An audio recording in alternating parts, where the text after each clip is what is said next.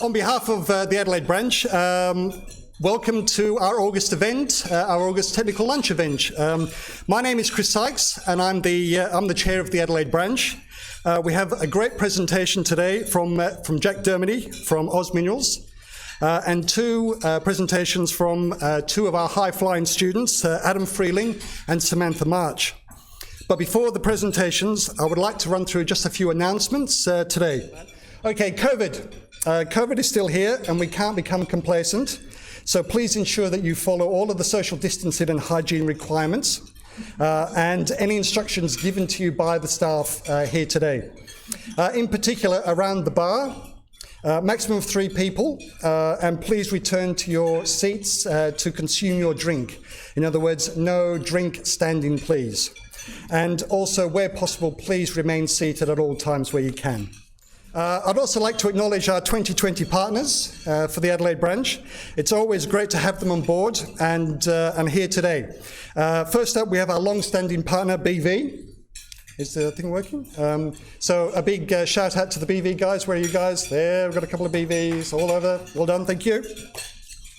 And also Oz Minerals, and a big thank you to both our branch partners. So where are the Oz people? There should be a whole boatload of Oz, all right, air everywhere, okay. Anyway, thank you to both our branch partners. I'd also like to acknowledge our 2020 technical lunch partner, Thermo Fisher. Where's Thermo, guys? Here we go, thanks guys.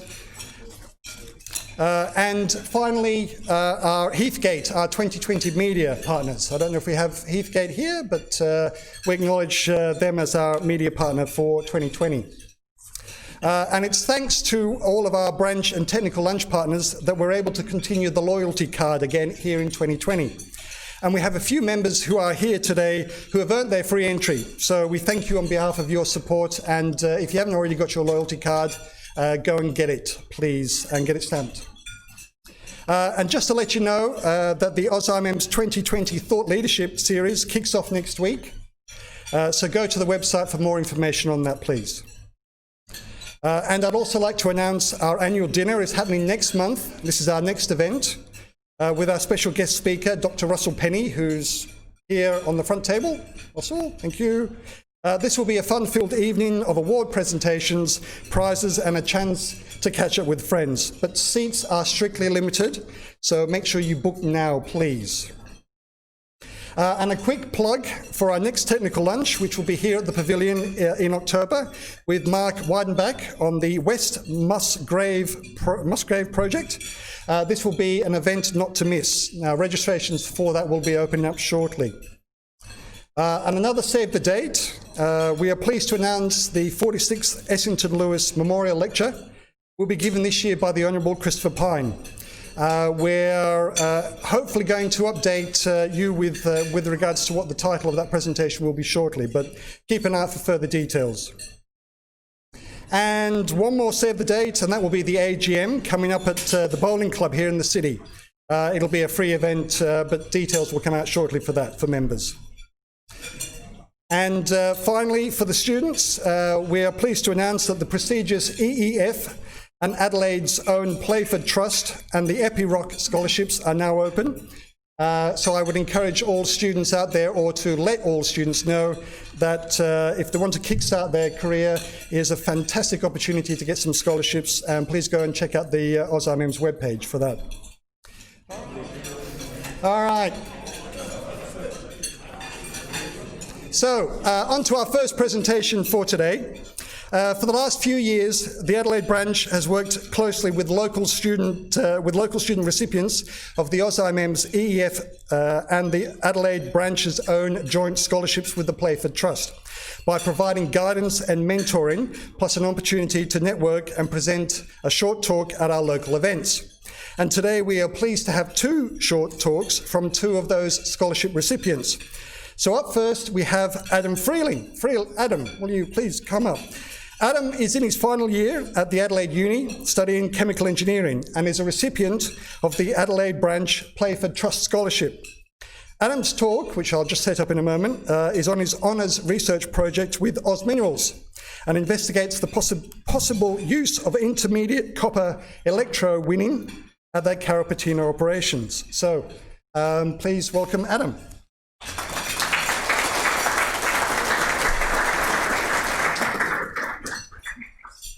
Cool, thanks everyone. So I'm in my final year of chemical engineering at the University of Adelaide, currently doing my honours project with Oz Minerals. So I'd first like to thank them. So Dan Dennis is here, he's been a huge help through my project, as well as Rod Hocking, who's unfortunately in Cairns at the moment.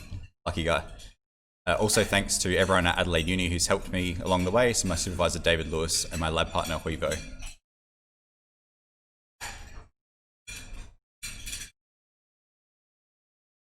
So I won't spend too long on chemistry because I assume you find it not that fun. But generally, when we're doing electrowinning, it's a continuous process. We're using an acidic copper sulfate leach solution. We then run a current through and deposit copper onto stainless steel cathodes. And then we evolve oxygen on a lead anode. And we're using things like lead, calcium, tin anodes because they're quite sturdy and then they last quite a long time. So about 20% of copper in the world is produced this way. But we were asked to consider what would happen if we ran this project intermittently. And the reason we were asked that is because of South Australian power prices. So they can be a bit all over the place, as you can see. So we really don't want to pay $350 per megawatt when it takes 2 megawatts to get a ton of copper. Sorry, 2 megawatt hours to get a ton of copper. We want to be staying at 50 to 70 and paying around that level. So we really wanted to investigate what would happen if we turned down the current density and used less electricity for a certain period of time while power prices were high. So we first thought about what the possible issues would be that we were going to face if we turned down the current. So during copper electrowinning at about a pH of 0, concentrated sulfuric acid, and a voltage of 2.3, the lead passivates, forms a lead oxide layer, and oxygen evolves on that. So the lead is stable, we're getting no lead leaching into solution, and everything's great. When we turn it down, turn the current down, our voltage also comes down, and our lead can turn into lead sulfate, leach into solution. And we really don't want that. Lead's not great, as most of you would know. And we're going to produce inferior copper cathodes. We're really trying to produce copper cathodes of London Metal Exchange grade A, which means we need to have less than 5 parts per million lead. We'll also see a reduction in current efficiency as we turn down our current from about 90% at high currents, being 330 amps per square meter, down to incredibly low current density, incredibly low current efficiencies. So our methodology, we made up some synthetic electrolyte like they would have at a leach plant at Carrapateena. So it looks much nicer than what you'd have in industry, nice blue color, but it has everything you'd expect in there from copper and copper, iron, guar, cobalt, manganese, and all these other trace metals. So then we ran electrowinning tests on a lab scale at varying current densities to see what would happen as we continued to turn down the current to various levels. And then finally, we're going to composition test our copper cathodes using X-ray fluorescence to see how much lead we ended up in them at the end of the day. So our initial results were quite promising. Although we saw decreasing current efficiencies down to incredibly low levels as we continued to turn our current down, we didn't get much lead into solution. We continued to produce a lead oxide layer on the lead anode, even at 1/100th of what you'd run at in industry. So quite a positive result. The voltage was remaining above that critical point, the lead was passivating, and we weren't getting any lead spalling into solution or ionic lead coming into solution. So our next step is to look at pre-anodized lead anodes. So we're going to run at a normal 330 amps per square meter current density, electrowin some copper, what you'd expect, and then turn the current down and see what that's doing to our copper cathodes. We're then going to analyze the cathode composition to see how much lead we have in them and the purity of the copper. And then finally, we're going to look at an economic analysis. So we know what current density we need to turn down to in periods of high power prices, but we'd also need to work out how much bigger our plant's going to be because we're not going to be continuously electrowinning. So thanks everyone. That's my short presentation on my honours project at Adelaide Uni with Oz Minerals.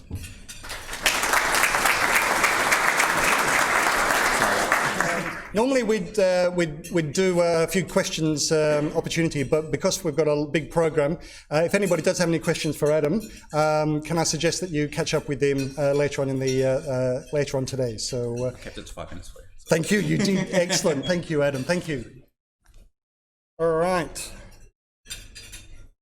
Our next presentation, student presentation, is from Samantha March. Samantha is in her honours year, having completed her geology degree at the University of Adelaide. She is also a recipient of an AusIMM EEF scholarship, as well as an Oz Minerals Playford Trust scholarship. So it means that all of our speakers today essentially have a connection back to Oz in one way or another. Anyway, congratulations. Anyway, Samantha's honours project utilises ultra-high pressure meta-P-lights, if I've got that correct, to constrain the PT timescales of continental subduction in Norway. So without further ado, Samantha, please come up to the front. Thanks, Chris. As Chris said, my name's Samantha March and I'm currently studying my honours degree at the University of Adelaide, where I'm majoring in geology, doing a Bachelor of Science advanced degree. So I'm looking at some really high pressure rocks in Norway that have kindly made their way back up to the surface for us to study. The main conclusions that I've found in my research so far have been that one of the terrains, called Ulsteinvik, has previously been misidentified as autochthonous rather than allochthonous. The second conclusion is that subduction in the Western Gneiss complex has been quite slow, and the third conclusion is that the effective armouring of minerals within other minerals can raise their nominal closure temperatures. So as I'm sure you've gathered, my project is definitely not inherently economic focused, but I do think that I'm gaining some key transferable skills by doing it, and these are things like petrology, geochem, geochronology, constraining PT conditions, and also using some really dodgy software along the way, as I'm sure everyone can relate to. So to provide a really brief background on my study area, about 480 to 430 million years ago, a really old ocean called the Iapetus began to close, and this brought Baltica towards a series of tiny microcontinents called allochthonous terrains. These tiny continents were thrust over the top of Baltica, and then later, as the ocean continued to close, Baltica eventually reached the margin of another old continent called Laurentia and began to subduct beneath it, and this was at about 430 million years ago. By about 415 to 400 million years ago, Baltic had reached its greatest depths beneath Laurentia and was experiencing temperatures of about 795 degrees and pressures of about 3.2 GPa. This equates to about 100 kilometres deep, so pretty far down. By about 400 million years ago, exhumation had begun. This occurred in two stages and ultimately culminated in the exposure of three distinct ultra-high pressure terrains. And these are Nordøyane, Soriana and Nordfjord. My samples come from two of these terrains. I have one called Fjordtoft, which is a tiny island up in Nordøyane, and then one called Ulsteinvik, which is in Soriana. On this map, I've highlighted in pale blue the basement of Baltica, so this is the continent itself, and in the darker blue, I have the allochthonous terrain, so the tiny microcontinents that were accreted on top of it. So we think that Fjordtoft was an allochthonous terrain, and that that Ulsteinvik, which is the one down here, is meant to be part of the Western Gneiss complex basement. The rocks that I'm looking at specifically are called metapelites, so metamorphosed mudstones pretty much. And the reason we're looking at them is because they've been vastly understudied. They have some quite bright eclogites for neighbours, and we all know geologists love the pretty rocks, so they were studied first, and the metapelites, which aren't quite as pretty, have sort of been pushed to the side until I started looking at them in my project. So this is just briefly summarising the workflow I've been following. So I started off doing some work on the microscope. I then followed that up by looking at my minerals through SEM and getting some images and some mineral compositions. I then went to the laser and got some geochronology and trace elements, and then did some calculations of temperatures and PT conditions. So my study was a multi-system geochronological study. I looked at 4 different minerals: zircon, rutile, apatite and monazite. As I'm sure you're all aware, different minerals have different closure temperatures, which just means that they're better or worse at holding in their elements at high temperatures. Minerals like zircon and monazite tend to be able to hold onto their elements really well, and therefore can record geochronology that's usually indicative of growth. Comparatively, rutile and apatite aren't very good at holding in things like lead, so tend to regress until they reach temperatures cool enough to lock them in, and that's usually at about 500 degrees. So I'll speak about zircon first, then apatite, then monazite, and then loop back to rutiles. Rutile's a little bit more complicated. But the main thing to take away from zircon to start with is that it was growing pretty much continuously from 455 to 370 million years ago. And the reason why this is important is because 455 MA is about 25 million years older than what has previously been recorded in Ulsteinvik. And we take this as meaning that perhaps Ulsteinvik was part of one of the allochthonous terrains, the tiny microcontinents that accreted on top of Baltica, rather than the basement itself. Apatite records a cooling age of about 382 MA, and this is when we think the rock reached temperatures of about 425 to 500 degrees. Apatite's also quite coarse grained, so we think that it probably was a peak mineral and grew quite early on. When apatite broke down, it formed another phosphate called monazite and was also accompanied by the development of some phosphate-rich garnet rims. So looping back to rutile, the reason why rutile is a little bit more complicated is because it's recording an age of about 420 MA. And if you recall from my previous slide, peak conditions were between 415 to 400 MA, so the rock was at its hottest during those times.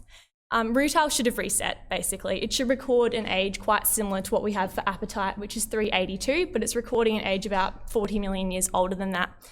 And the reason that we think this is that rutile only occurs as inclusions within garnet, and we think that when rutile was inside garnet, garnet basically shielded it and allowed rutile to hold in its elements a lot earlier on.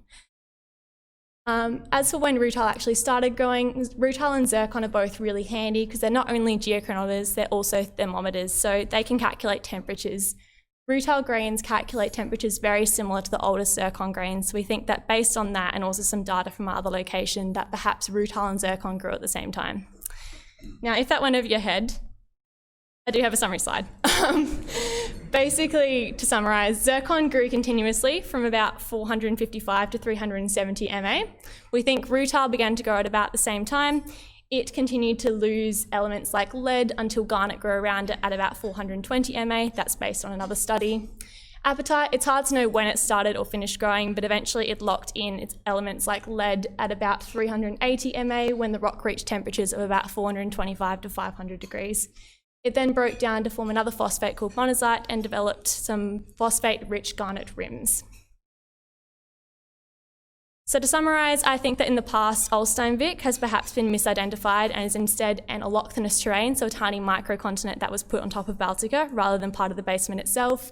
Subduction and cooling in the Western Gneiss complex occurred over a really long period of time, and we think that armoured minerals, so minerals locked inside other minerals, can perhaps have higher closure temperatures than what they usually would. Thank you.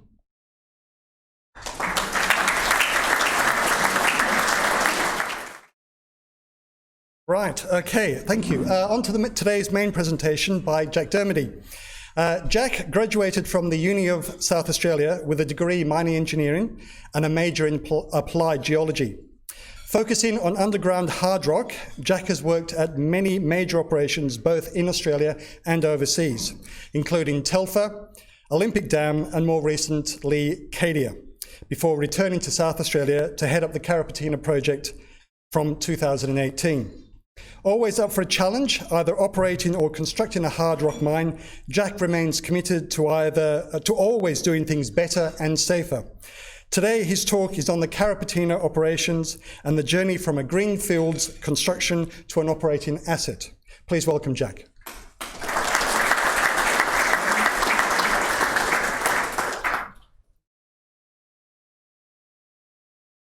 Thanks, Chris, for that introduction. Thanks also to the introduction or the insight that we get to what students are up to these days. That did go over my head. I'm sorry, Samantha. Look, first of all, thank you for the Aussie Adelaide branch for organising today. I'll be honest, I haven't been to an event like this for many, many years, and I'm really impressed with the turnout. Certainly the facilities and looking at what's coming up in the Adelaide branch, it's encouraging to see. A very active AusIMM community in Adelaide. Certainly thank you to all in attendance, giving up your hard-earned time to come and, in a privileged position, actually see people face to face in this day and age. I think that's something we shouldn't forget today. But most of all, very much thank you to Oz Minerals and the team, especially at Carrapateena, that have both allowed me to be here today, which is important because we've got a bit on. But more importantly, the huge amount of work that's gone into the Carrapateena site and the Oz Minerals business generally, such that we can have these discussions or share some of the learnings or observations that we've made. A slight correction, Chris, I'm not heading up the Carrapateena operation. I'm part of a very big team, but I'm certainly not heading it up. Nobody tell Miles or anyone else that, please. But before I get into it, I would like to acknowledge the traditional owners of the land that we meet on today, the Kaurna people. I pay my respects to their elders, both past, present and emerging. And in a similar vein, the content of today's discussion really reflects the land that the Cookitha people have lived on for generations. I also pay my respect to their connection with the land and the ability and appetite for them to partner with Oz Minerals and allow us to do what we do. So as Chris said, my name is Jack Dermody. I'm the Manager of Operations or Deputy General Manager at Carrapateena. And I joined the Oz Minerals team in Carrapateena in early 2018. So I definitely am not proposing that I know the full story of Carrapateena, but I'll attempt to give my insights into the time that I've been with the team. The Carra story is probably best told over several hours with a few cold drinks to sort of make things better and bigger and worse and more exciting. But we'll do the next best thing today and use PowerPoint. Please read that really quickly at your leisure. It's probably remiss of me to start this presentation without acknowledging a tragic event we had in the construction of Carrapateena on the 20th of March 2019, a bit over a year ago. A helicopter pilot by the name of Kieran Brown lost his life helping Carrapateena connect the power transmission line. He was a helicopter pilot helping the team, string the transmission lines, and his chopper didn't land properly. An investigation's still undergoing, but it's certainly one of those things that I think is important to recognise and certainly learn from. And I genuinely hope that it reminds us all that, you know, the importance of life and our responsibility and role in doing what we do to keep this in mind at all times. An investigation's underway, and I also hope in a really meaningful way that the findings out of that contribute to this occurrence and tragedy never happening again. This is a memorial we installed literally a few weeks ago. It's out at the location where Kieran lost his life. Oz Minerals. I'm going to really skip through the next 10 slides because I think it's important just to set a quick baseline. But all of this is online. Oz Minerals, really important for me. South Australian headquartered, which is unique. Two major operations within South Australia, Prominent Hill and Carrapateena. Have interests, a third operating asset or division over in Brazil as of a couple of years ago, and interests all the way around the world, partnering with other explorers or juniors and trying to grow the global and Australian footprint. Oz's strategy is underpinned by what we call the Oz Way. At the centre of it is value creation and seeks to recognise all 5 identified stakeholders and outlines how Oz wants to grow and what we will consider when we go about our strategic objectives in growing the business. Underpinning the strategy are a set of principles and behaviours called the How We Work Together principles. I'm not going to read them, but it is fundamental to almost everything that we do on a daily basis. They're referenced and lived. It's almost unique in a company that I've ever worked for that these aren't just the things that stick up on the wall. They're actually discussed, challenged, talked about every day.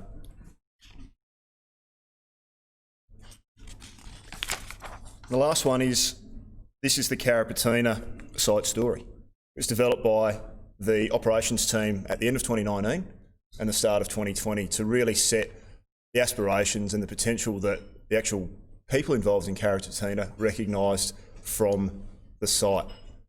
It really recognises things that are important to the workforce and what we want to achieve around building a really good asset for South Australia that embraces opportunity and creates long-lasting benefits. It can be summarised with boundless ambition. There is a genuine appetite and belief amongst the team that we have unlimited potential, and all it's going to take is a bit of hard work and belief.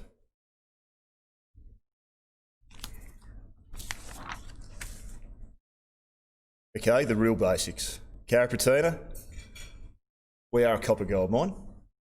We've got an estimated life of about 20 years. We're an underground mine, executing a sub-level caving operation at the moment. For those that are keeping an eye on releases, recently announced and firmed up the completion of a PFS to grow transition into a block cave. Got all the supporting processing plant and infrastructure on site, and that's us. Everyone can switch off now if that's what you really needed to know. That's what it is for Carrapateena. We're located in South Australia. I'll point out, I hope, what are some recognisable landmarks. We've got a little show up here called Olympic Dam, I think. Prominent hill, more importantly, up here. Successful copper and gold operation. And Carrapateena sits snugly sort of 100 or so k's either side of those in what is emerging as a fairly prospective and successful mineral province in the world. There's some site layouts which aren't that important. As per one of our stakeholder values, the community is a big part of Carrapateena. It was prioritised and escalated, I suppose, through the inception and execution of the project, and we see a big part, playing a big part in our community. We work with and are lucky enough to partner with the traditional owners, the Cookatha people. We operate over 5 or interact with over 5 pastoral properties and have arrangements, deals and close neighbourly discussions with all of those. And we seek to support the local community, particularly the Upper Spencer Gulf. So Carrapateena is a greenfield site. I'll give the lay of the land before we get into the evolution of what this cartoon, which it is, aims to sort of identify. We've got an accommodation village and an airstrip. We've got some infrastructure coming in. Got a processing plant, an area where the mine sits 500 metres beneath us to the north, and a tailings storage facility sort of further to the south. As I mentioned, sub-level caving is the preferred, or it's not the preferred anymore, we're doing it. So we're mining via sub-level caving methodology. We really start mining 500 metres, 470 metres below the surface. We've fought our way through, or other people fought their way through an overlying cover sequence of really interesting rock called shale. And we've established what's some pretty important infrastructure, being a twin decline, one for access, one for a conveyor system. We've now completed, as you'll see, a crusher station that sits ironically at the top of the ore body, which the mining engineers in the room will start scratching their heads about. There's a reason. And we're in the process of really establishing our production profile or production levels at the top of the cave, whilst racing down our main Jardy decline and extending our conveyor decline. The general outline is that we'll race down to another crusher at the base of the sub-level cave and eagerly await the results of some very talented people finalising a feasibility study for the block cave and getting stuck right into that in about 2022, 23. As I said, 500 metres, an interesting cover sequence, and then why we're here is this basement brecciated granite. There's about 5 layers of different type of material, which was interesting going through and created a couple of challenges, which I'll elaborate on briefly later on. But that's the general layout of the ore body and how we're going to attack it. For those that are fascinated by processing, we make big rocks into little rocks, float them and sell copper and gold concentrate, as well as deposit safely and professionally the waste out in our tailings storage facility. It is a big part of our operation. That slide doesn't do it justice, but 1, I'm not a processing guru, and 2, I think I'm going to run over time as it is. So this is where I really wanted to start the conversation for today's discussion. Carrapateena, I think, has had a remarkable journey. That time frame there is only 10 years. I believe that the discovery hole was drilled by Rudy Gomez in 2005, which is only 15 years ago. To put that in context, from discovery of that first hole through to process in excess of 1 million tonnes of ore through a processing plant has been less than 15 years. I'm not sure that too many other deposits have had that lifespan or that speed from discovery through to production. There's some really important milestones through this timeline, not least of which is Oz purchasing from Teck and Rudy Gomez the exploration lease back in 2011, going through a few little stop-starts of a PFS back in the early 2010s, but really then gaining some traction around 2015, 2016 and announcing and diving in that a PFS had been complete and work was going to start, going to break ground in a meaningful sense at Carrapateena. A couple of other really important milestones there were a partnering agreement signed with the Cookatha people. Again, an impressive milestone not only for the quality of that agreement, but also the duration that it took to form it. 12 months, I think, to the day between opening discussions with the Cookatha to the signing of a partnering agreement was the duration, and it's relatively unheard of, certainly within the Australian context in recent years. The rest of the discussion, or my discussion today, is going to focus on this period, which is sort of from 2018 through to today. And the simple reason is that's when I rocked up. What it doesn't do is, I don't think my discussion certainly won't do justice to the amount of work that happened through this period. And there's certainly, I think, a lot of people in the room that either played a part in that or helped out, and they will recognise and appreciate the fun times and effort it takes to get an approved mining lease up off the ground, let alone start breaking dirt. So, 2018, April 2018, this photograph was taken.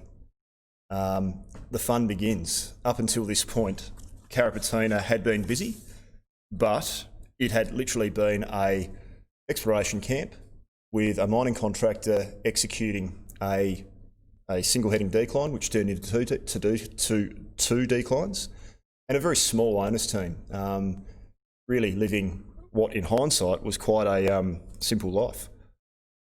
The rate of change that occurred, this is a photograph of literally the bulldozers out to the west here of the two portals, and literally the rate of change was phenomenal. Some works had started prior to 2018, some phase one, as Oz called it, or some enabling infrastructure, you know, the constructs of an airport and a camp. So all of this work was going on, but not really super visible, and not really what I sense many people were really interested in. We were there to build a processing plant and put some ore through it, produce some concentrate, but the amount of work that was already going on was intense. I'm going to have a crack here, hopefully this plays, to try and summarise that.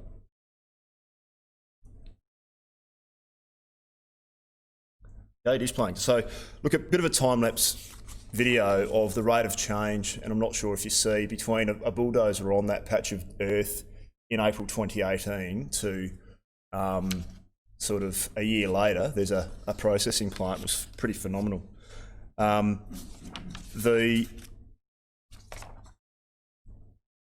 This brought with it some fairly significant and immediate changes, and sort of, I think once you reflect on them, you don't realise the rate of change that happened.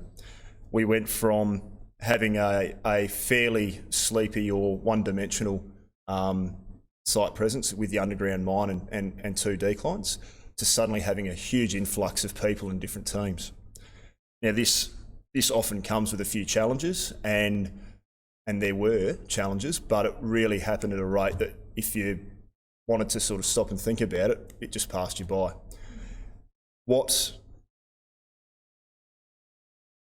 Some pertinent observations, I suppose, from that time is that the influx of that change brought with it a number of business partners, different skill sets. It was really, really important that change brought with it the right mindset and aligned view, and mostly, and quite surprisingly from my perspective, that Oz managed to find the right partners. We were able to tap into expertise that Oz didn't have. Oz was a single asset operating company. There was not a well-worn path to how you go and develop a Greenfields project from a bare sheep paddock to a finished processing plant. So Oz found the right partners, mostly found the right partners that were on board with what Oz wanted to do and the way we wanted to do it. As soon as you get busy with lots of people, you start working out, I suppose, all those little things that you may not have thought of in the planning. And it wasn't typically the big ticket items, but trying to work out where to put people. Have we got enough beds? Have we got enough water? Etc. Those sort of things started coming thick and fast, and the type and rate of decisions that had to be made exponentially grew. Another observation was that with those different teams and partnerships brought different operating models, different contract arrangements, different business setups. And it was fascinating to see the differences across the site on how those arrangements played out.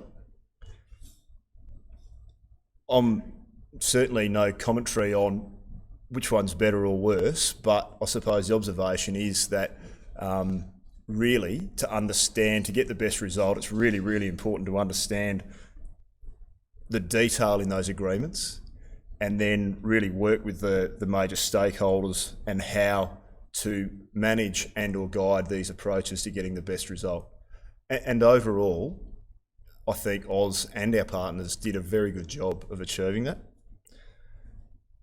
The other part through that is the reality is in a Greenfields, I think, especially Greenfield production, there are compromises everywhere.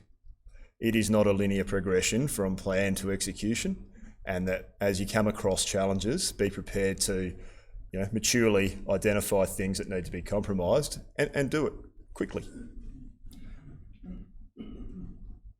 Certainly on a site, I think we topped out at over 800 people, 900 people on site at any one time. And with that and the fairly compact nature of our site, there comes with, the old factional arrangements around who's doing what around site. And that was certainly evident at Carrapateena. I don't think it ever got, surprisingly, again, to the point of being unhealthy, but it was certainly there. It was really hard to balance competing priorities on what people saw as their main outcome of building infrastructure or a processing plant versus ramping up, probably the quickest ramp up of an underground mine in the last 10 years or so.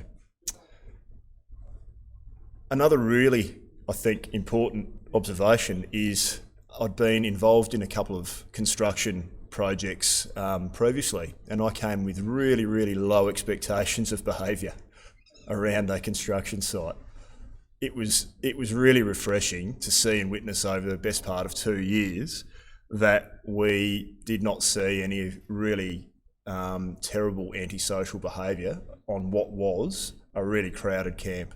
And I think that's testament to the people that chose to come to Carrapateena, and certainly testament to our partners and our business partners. And it still surprises me that we had zero of the major issues or incidents that I've seen previously. So the good news is, after all of that, and my video's finished, that's okay. Good news is, I'll get to the end, we made it, it's all good. But I've still got about another 20 slides to go to try and just tease out a few of those initial observations. So I'll start with some milestones. I mean, this is what most people know, this is what construction, life, everything is turned around. You seek out those things that are going to add that step change and make things better or life easier. And that was I can't think of anywhere where that is more pertinent than on a Greenfields construction site. So look, some really basics. The delivery of the airstrip and getting a plane to site was fantastic. It made people movements not only easier and more efficient, but definitely safer. I was probably a little bit sick of the drive from Fort Augusta to Carrapateena by the stage that the airstrip arrived. So that was a game changer. These are selected milestones as well. I think these two photographs represent when, the first people laid eyes on the Carrapateena ore body. Up until then, it had been the result of drill holes. This development cut here is the first time that we daylighted the ore body. This is the true essence of why Carrapateena is there. We're there to access that bit of rock and turn it into small rocks. And this was, you know, both philosophically and commercially a really important milestone. Even more surprising, I think, the team that did the FSU schedule picked a date on when we were going to hit first ore. We completely changed most of the mine plan and schedule, and we still hit the date, which was testament to the team. And this is the truck coming out of the portal, which is also good to see. A few of the other milestones, which you may not immediately think and certainly don't get any headlines, but I learnt that that's a fibre optic symbol. The day we got fibre to site was a step change. We were running off some some monumentally expensive satellite internet, and getting the fibre through allowed ease of communication and stability of communication, and was well regarded. Never will you see underground operators or construction workers more happy when they can Skype their family on their device. Except I don't think they were Skyping all that often. Look, when we got enough beds, be it through the new village or extensions or whatever else, it was getting more, and certainly then when people went away, so we had more beds, was certainly a milestone. Water, I've mentioned, getting a reliable network such that people can Wi-Fi. These are the big things apparently now that make people happy. Being able to safely and consistently dispose of all the human waste we generated. We never got caught short, but it was close there at times. So these are the things that really occupy your mind and make you happy when they're sorted. And certainly last but not least, the connection of the Carrapateena site to the SA grid was absolutely monumental. I think I counted 64 gensets in a very small geographical area there at one stage, and imagine the cost and the time that comes with those. Some other milestones. The mining team actually handed over a crusher chamber on time. Sort of to excavation tolerance. That shouldn't be there. But you live and learn. The good news is that's the board standing there looking at the little bit of deviation that we had in the excavation tolerances, but understanding that these critical milestones that were established in the more detail of the mining schedule, which is the site schedule, they were hit and they delivered the results or the desired results. I just love these photos, so I'm putting in the crushed ore bin. This was a true test, I suppose, of risk tolerance. We chose to excavate the bottom part of the crusher chamber via drill and blast and not mechanical means. And it was the length that unlocked the entire underground crusher schedule. This is the excavation and the prepping of it. And this is the collar of it from up above, and this is the base of it. And I'm going to say it's an exceptional result. So there was a few people not sleeping until we saw this for our own eyes, and it was a testament to, again, picking an approach, understanding the risks, and then executing violently. It also, this was the sense that you get when you have results like this is it does set the tone. So to have a successful milestone, which people can be proud of, just paves the way for the rest of the tone of the construction or the subsequent activities. This is the first ore that was delivered onto the coarse ore stockpile in the plant. This was one of those major battery limits where teams, artificially, if not in reality, we had the underground side of things and the surface side of things. So to be able to join them by taking underground ore and sticking it on the surface stockpile was something that was, again, a tone setter and something that we picked as a milestone that everyone could see that this thing's now real. These guys have got customers, these guys are servicing another team member, and we're reliant on each other. So it might have sat there for a while, that ore, but that's a different story. And look, again, one of those other monumental ones, not only for the market but for ourselves internally, was demonstrating that we can produce concentrate. I'll be honest, I I'm not sure it was just me that was not super confident we were going to be able to do it on this prescribed date or on this date. But it's testament to the construction team, the project team, the operations team, or anyone that had anything to do with this. They just manhandled it over the line and completed it in a really professional manner. And there's some happy faces there. There's certainly a lot of nervousness over here when the filter press wouldn't quite work for the first couple of hours. But again, no one got excited, just on. So they sort of set the tone for a few of the milestones, and I suppose it's no project, no life event, nothing comes without its challenges or learnings. And I'll sort of touch on ones that might seem obvious, but they're certainly, I think, relevant to this discussion. Not my whiteboard skills. So it's a Greenfield site. It's an absolute challenge taking nothing to something. The detail that comes with supporting both running temporary services while you're building permanent infrastructure is just a monumental and personally underestimated challenge. And I thought that my entire life would be spent, digging around in technical mining aspects, and I think I spent more time wondering how we're going to get water or transport or other stuff to site. So that was a consistent challenge, but it's real. It's also one of the reasons I think that a lot of people went to Carrapateena. There's not often in Australia at the moment that you get a true Greenfields experience. Time, cost, quality, schedule. I'm going to put it out there. It's a project. Those things are real, and they are, fundamentally one of the challenges. All of those things competed against each other, and they have to be managed. They weren't easy all the time, but they were managed. I've mentioned water management.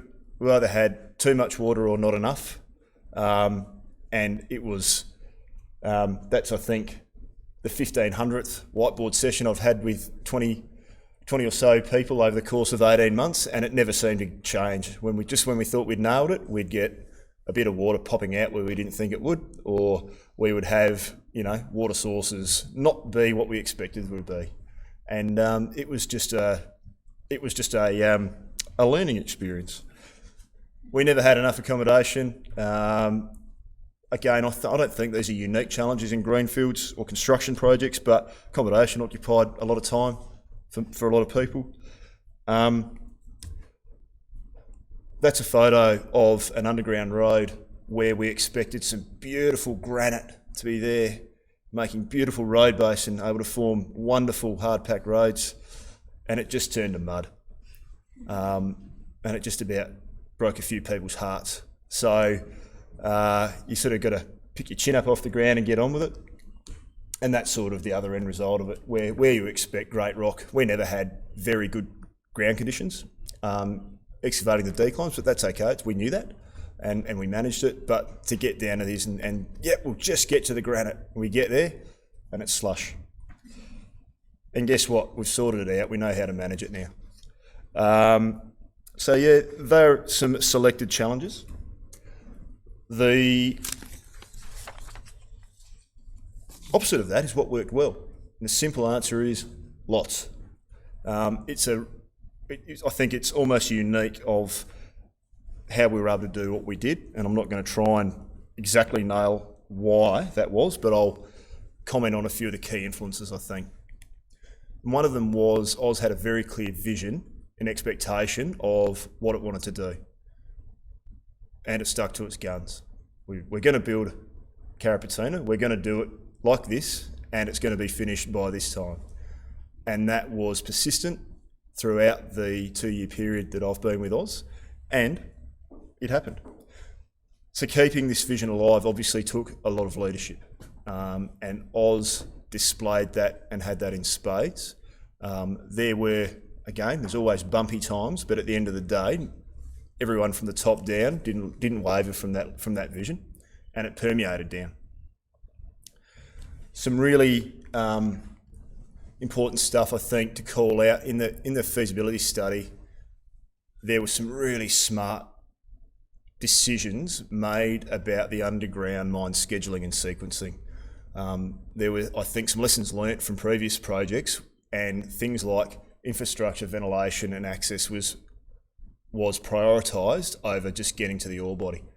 And at the end of the day, we did both because the first enabled rapid rate increases towards the really public milestones, I suppose. We were able to attract some really good people.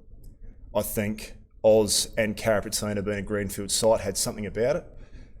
The fact that we were a long mine life, building something new, well funded, it did something to attract a lot of very talented people.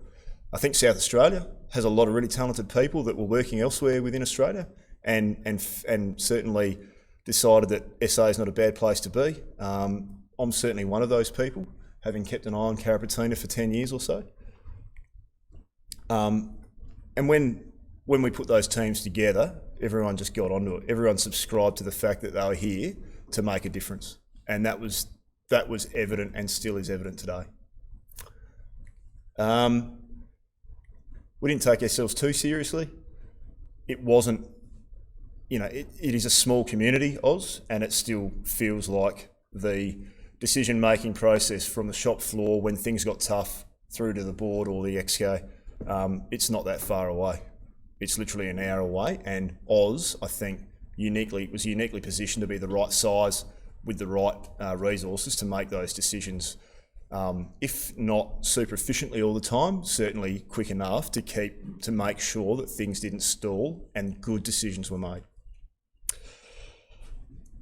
Look, I sort of wrap this into the people and the leadership, but there was a culture that worked through the Carrapateena construction and permeates still with Oz through its assets and broadly. So I'm not going to try and name that or say why, but it's got a combination of things to do with the front part of the presentation and certainly the type of people and leadership that Oz has. Just because I love underground, the underground sort of things are something that worked really well was the way that we were able to build and ramp up the underground materials handling system. That thing should have taken every other project that's 6 or 12 months behind. We're a couple of months early on this one. So, and then the processing plant. There were some challenges all the way through that, but the processing plant, the major equipment was quality gear. It was selected by people who knew what they were talking about, and as the plant was completed, the teams that sort of were in that last end of during construction and then were seeing how to ramp it up. The ramp up of the plant, I think, is off the McNulty curve, which is a term that I learned last year, which means it went pretty quick. So look, the following slides actually aim to illustrate a couple of those points, and they need a bit of explanation. That's a primary vent fan adjacent to a 5.5 metre hole. And when I say I saw some things at Carrapateena I've never seen before, and I'm not sure if I'll see them again, but we've got 3 major contractors or different groups working within 20 metres of each other. These guys are constructing what is a pretty serious fan around a raised bore contractor that had just demobbed their rig and had brought in a subcontractor to spray spray FRS around the collar in the first 100 metres. This is from the underground mining team delivering fibrecrete to them. And it just worked. Usually there's, I can't do that, I need access here, they can't be here, you guys need to be inducted into my area. The pre-thought and conditioning that went into those teams and the fact that they were all willing and capable of working with each other meant that there were just none of those usual aspects of, I'll find the right term, I'll pass to the right term, or I'll use something inappropriate. There was none of those interaction problems that you typically see in a situation like this on a mine site. And it just worked. It's not a big area and there is delineation. It's not just rock up and we'll all be mates. There's some serious professionalism that went into this. And then there's a serious amount of good leadership and culture amongst those work teams. And I really like these photos.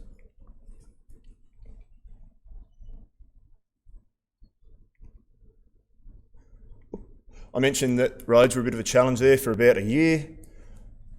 What worked well, we could have sat there and put up with it for another 2 years or 20 years and some innovation and I suppose hard work was displayed by a number of the team and said, let's just bite the bullet and spend a hell of a lot of money and make this thing work before we have to run 100 trucks a day over it. And that was just executed, again, amongst a variety of people, and took, you know, it's a tough decision to go, we're just going to take 5 or 7 days out of the schedule and fix the roads. It took us a while to get there, but when it happened, everyone got on board, and it was really great to see. Caving's an interesting sport. One of the things I think that worked incredibly well, and it will relate to another point, it relates to the people, is we were able to design a cave monitoring system that was really smart and fit for purpose. The monitoring system utilised a lot of really good technology, which, look, this is an hour discussion in itself, but it was identified that we can't just go and copy and paste other mine sites because of our overlying cover sequence. We designed a really good monitoring system and then implemented it, probably on time and on budget. And sorry to the geotechs here, but that is unheard of with geotechnical engineers. And they just nailed it. It was fantastic. It worked really well. We're seeing the proof in the pudding now. And here's a little bit of the pudding. We've got a cave. We know it's growing. We can confirm it. And we verified that the monitoring system works for this early growth phase. And that is fantastic to see. And the processing plant, what worked well, the ramp up, as I said. We're able to take a plant that had some really good thought go into the selection of the major components, constructed, it was a bumpy construction at times, but constructed and delivered in enough time or on time such that a team could grab it and ramp it up.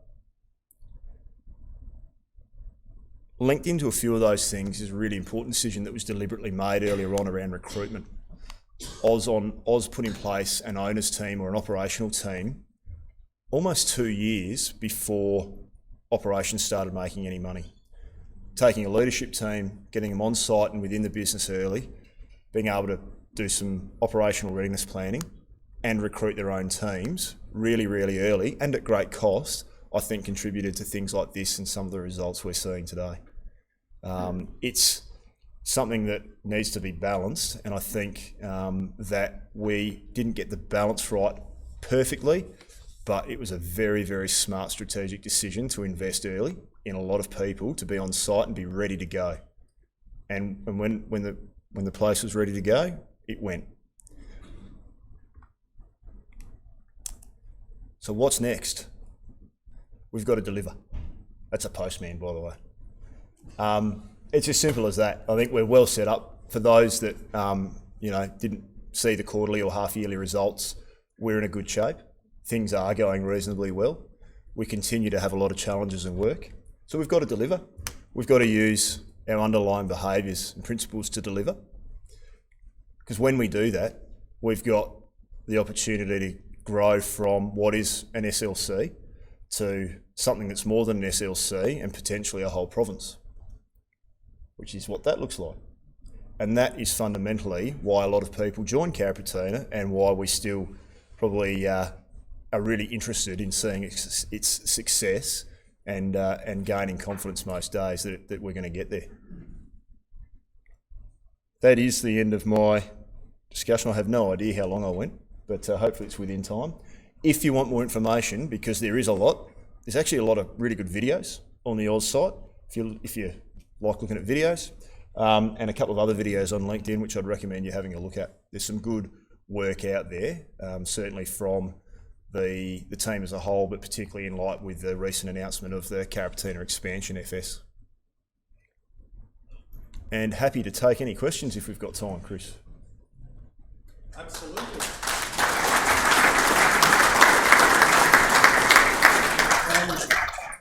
Well, firstly, apologies for the promotion, but look, do we have any questions from the floor? If you can raise your hand, please. We've got a couple of roving mics.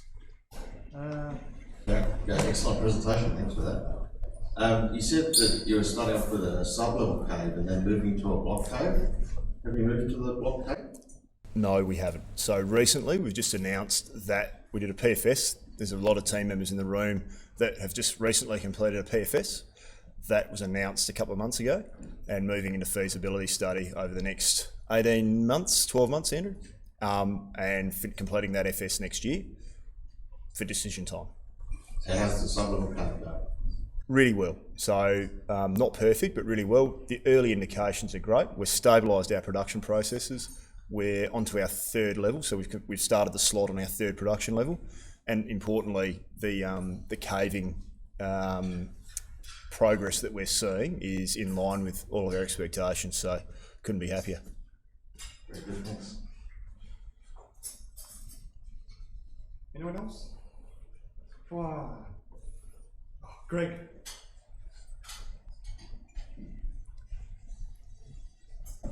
Jack, very cool. The caving process itself, are you getting the anticipated caving rate such that your production rate can keep up to it? Yes, we are. Yep. So that's verified fairly frequently on our caving reviews.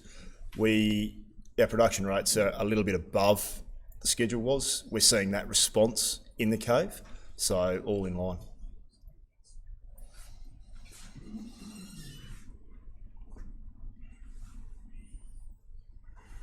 Kara.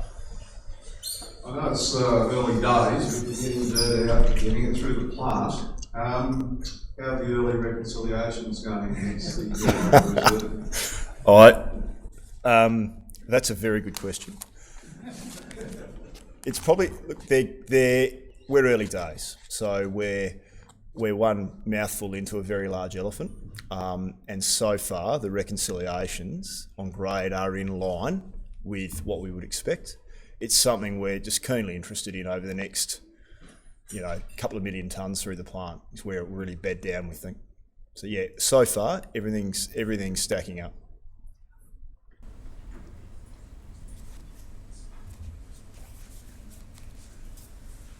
I think you've floored them. They're all Or went way over time and everyone wants to go home. No. Well, we have to get you back.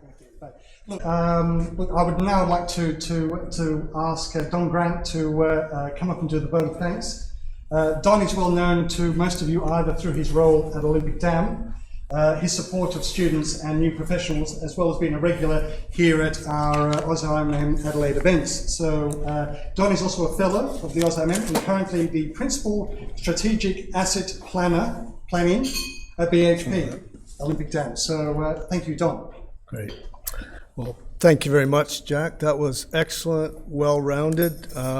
Also, great to have you back in South Australia. I guess a couple of the things that I took away from that were about all your pre-work, getting some of the infrastructure set up and in place so you can go rather than trying to do things the other way around. Also, a bit of a plug for the geotechs on the monitoring program. If you're not measuring what you're doing, you don't know what you're doing. So I think that's a pretty important aspect, especially like you said, caves you can't just plug and play a cave from somewhere else in terms of the design. So I think that's pretty important. I guess overall, though, the theme that came through to me was around the teamwork that really got this thing from woe to go in 2 years, pretty much. So the working together and that whole culture is pretty not to be understated at all. Also, thanks for taking the time, putting this together. I know what it's like trying to get presentations out and probably a few late nights trying to put your thoughts and lots of slides to pull on, but no, that was really good. So I guess it's really positive to see something like this happening in South Australia with the backdrop of what's happening with COVID now. So it's a real positive story, and I think there's a little something there for you. So without further ado, please join me in thanking Jack.